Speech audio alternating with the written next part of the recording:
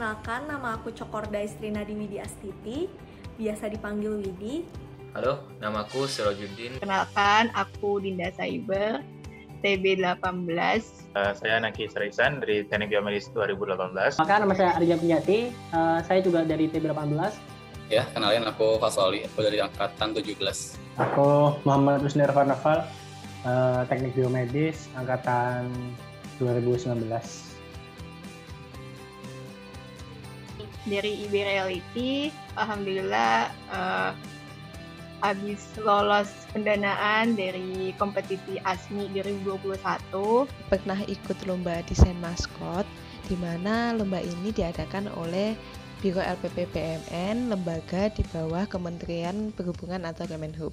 Dan syukur alhamdulillah maskot saya terpilih menjadi juara pertamanya. Ini lebih ke pelatihan semacam bootcamp gitu, bootcamp buat teknologi. Namanya Bangkit Academy yang ngadain Kemendikbud di program Kampus Merdeka, disupport sama Google, Gojek, Tokopedia dan lain-lainnya. Aku bawa project Natural Language Processing. Jadi itu tuh project analisis teks lah bisa dibilang, pakai machine learning. Kalau projectku tujuannya buat analisis headline berita dan klasifikasi apakah headline itu berita hoax atau bukan gitu. Aku adalah peraih medali perunggu Olimpiade KM MIPA 2021 bidang biologi. Aku sedang menjabat menjadi Ketua Departemen Research and Development Sekolah UNER Mengajar periode 2021. Selama menjabat kurang lebih setengah periode ini, aku mostly itu memanage dan memaintain. Ikut lomba Xiameo Rekfon, logo competition Xiameo Rekfon untuk ulang tahun yang ke-10 tahun. Pada saat pengumuman juara 1 itu ya nggak nyangka aja sih sebenarnya, karena di situ aku upload 2 desain yang dimana justru malah logo yang aku anggap ini nggak bisa buat menang, tapi kok ternyata malah logo yang itu yang bisa buat aku menang. Satu yang ya salah satu memorable ya, nggak nyangka juga karena ini juga first pertama kali banget dan aku juga merasa kayak kurang banget persiapannya. Tapi berkat dukungan dari teman-teman juga, support dan bantuan dari pihak UNER juga, alhamdulillah bisa dapat, itu beruntung banget rasanya. Alhamdulillah menjadi juara pertama, tentu seneng banget sih. Awalnya itu kaget banget, soalnya sebelumnya itu nggak dikasih tahu kan kapan pemenangnya itu bakal diumumin.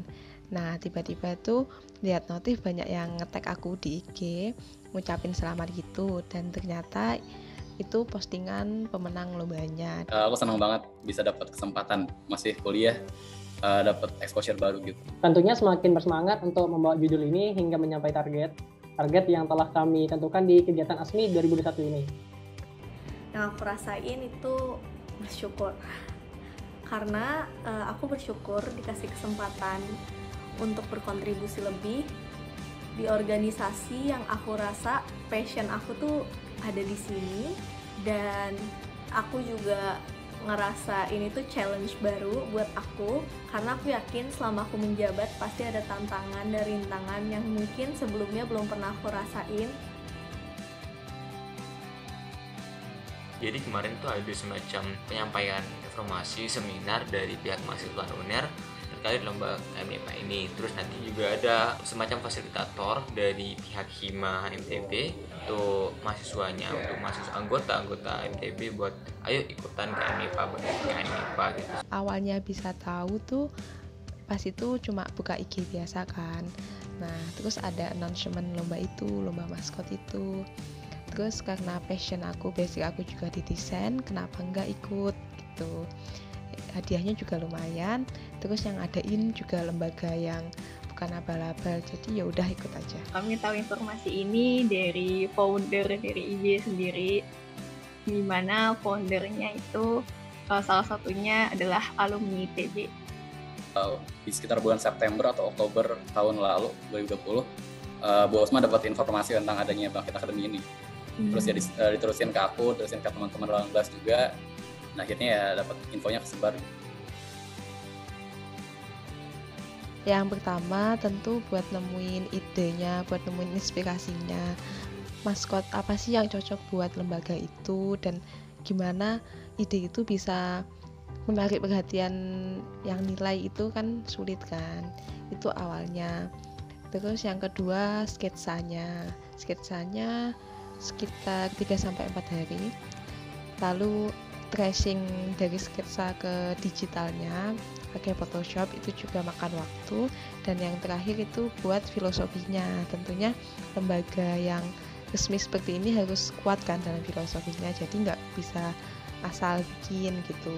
Total untuk pengerjaannya kurang lebih seminggu. Saya mencatat buku binder ini dari banyak macam buku seperti Campbell atau buku-buku yang microbiology, dan kemudian ada genetik, dan kemudian juga ada ecology dan physiology, anatomy. Itu semua saya pelajarin ketika masih SMA dulu ketika masih suka banyak belajar olimpiade biologi.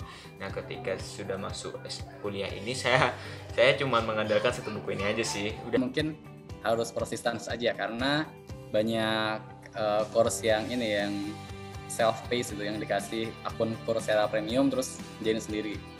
Jadi ya perjuangannya harus kuat sendiri, konsisten, karena kalau enggak ya nggak tamat ntar course-nya.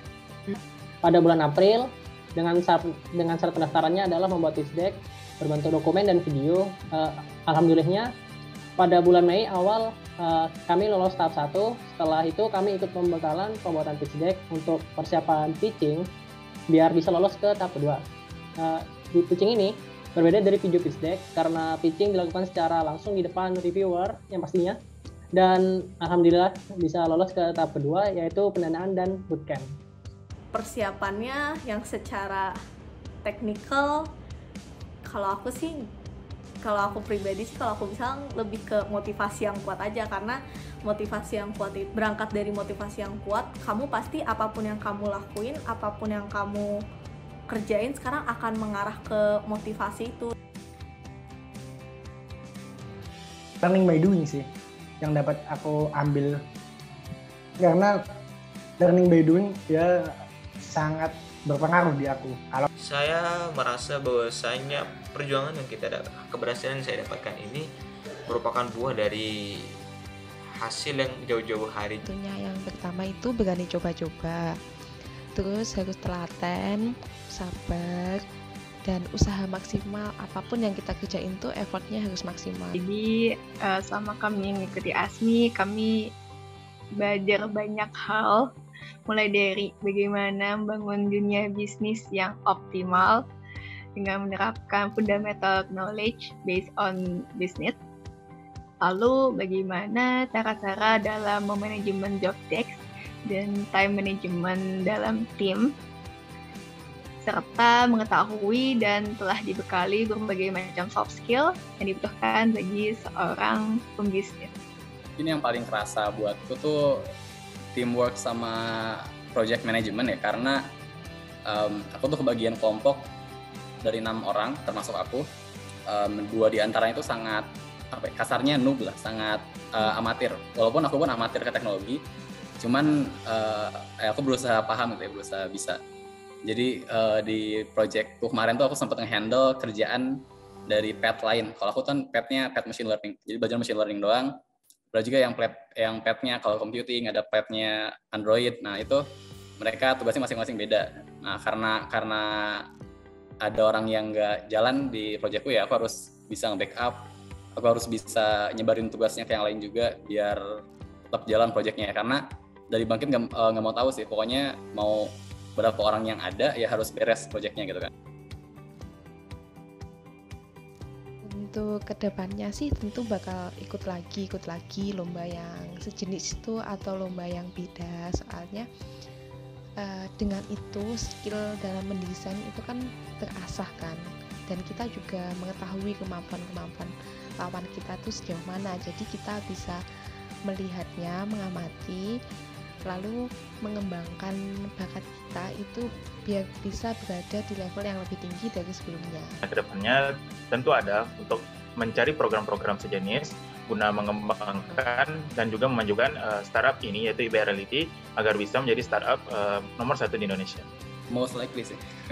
Karena kedepannya kan aku udah semester 8 udah lulus ya nih, nyari kerja kan. Mm-mm.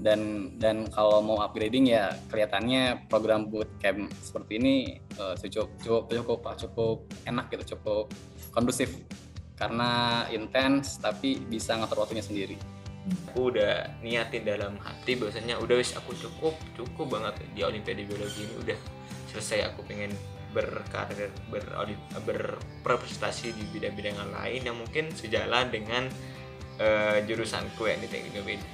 Kalau plan untuk jadi pemimpin organisasi lainnya, aku belum ada sejauh ini ataupun kedepannya, karena aku ada plan lain selain menjadi ketua pemimpin organisasi.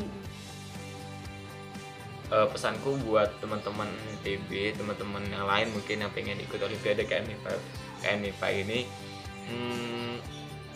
apa ya? Sejujurnya KMIPA itu nggak sesuai yang kalian pikir gitu loh. KMIPA itu intinya adalah kalian mempersiapkan jauh-jauh hari sih. Buat teman-teman teknik biomedis semuanya, sebenarnya lomba maskot ini nggak sesuai atau nggak relevan dengan jurusan teknik biomedis pada umumnya. Namun yang perlu digarisbawahi di sini itu, kita semua kan datang dengan latar belakang yang berbeda-beda. Tiap individu itu punya bakat yang berbeda-beda, punya passion yang berbeda-beda. Nah, nggak ada salahnya buat ikut lomba yang sesuai dengan passion kita.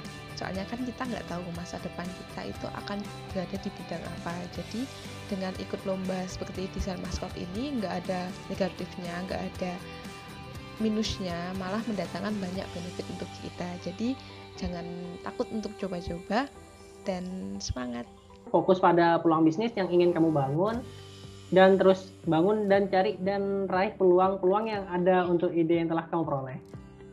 Kalau mau ikut ya, pertama di dunia teknologi itu setauku sekarang semuanya pakai framework yang cepat berjalannya, cepat belajarnya harus cepat, terus harus konsisten tadi karena kita update terus teknologi kan. Jadi kalau nggak mau belajar ya sulit.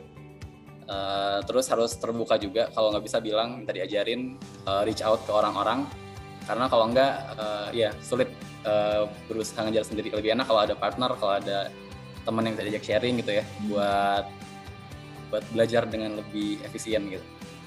Kalau dari aku, pesan dan harapannya terutama buat adik-adik tingkat aku, jangan patah semangat, itu penting. Punya motivasi juga penting, cari tujuan kamu, jangan asal ikut organisasi biar keren, tapi kamu juga harus cari tahu apakah kamu bisa ngasih impact ke organisasi itu, begitupun sebaliknya apakah organisasi itu bakal ngasih impact yang emang kamu mau dan juga menunjang karir kamu nanti. Terus dari aku, gak usah terpaku sama satu orang atau ngelihat temen kayak kok dia udah gini-gini tuh. Nggak usah.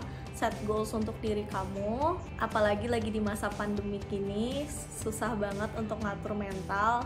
Jadi lebih banyak cari hal-hal kecil yang bikin kamu seneng dan keep kamu to stay alive and sane. Dan gak apa-apa kalau kamu nggak on track atau kamu nggak sesuai jalur, karena masih banyak hal yang bisa dieksplor di luar sana. So keep learning, keep exploring, and find what you're passionate about. Itu aja dari aku.